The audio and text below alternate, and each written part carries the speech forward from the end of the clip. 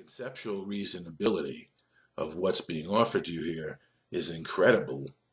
It's incredibly reasonable and it's incredibly simple. But the conceptual understanding of it is useless without the application of it in the moments when the temptation to believe that you are not saved, the temptation to believe that your salvation comes from something else other than you, steps in, and that steps in generally as a point in time where a grievance is about to dawn upon your mind.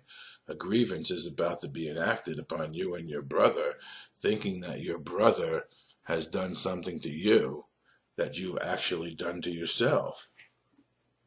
Sometimes that's a tough pill to swallow, but the results of your willingness to utilize the antidote for the pill that you've swallowed in attempting to hold the grievance and understanding and utilizing the idea that your salvation comes from you, and forgive yourself and therefore your brother for what it is you think is happening, and recognize that it's happening for a reason that you have not thought of yet within your own human condition, that you're being offered the door out of hell rather than a continued way into hell.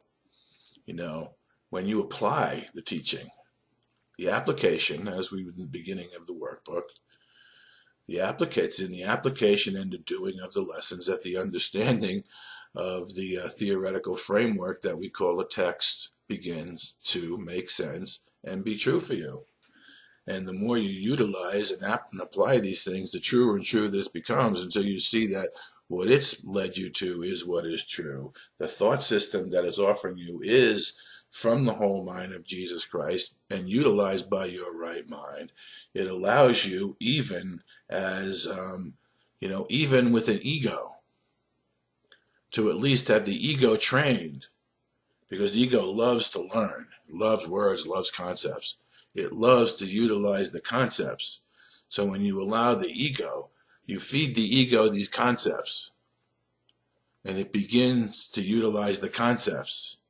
There's a point in time where you get hooked by your own teaching, and even the ego is giving you back the right-minded concepts so that in your right mind you could remember to apply them, and in the application of them comes the solution to the dilemma you find yourself in. And the more you learn how trustworthy this teaching is, the more trustworthy you become unto the ways of salvation. My salvation comes from me, it cannot come from anywhere else.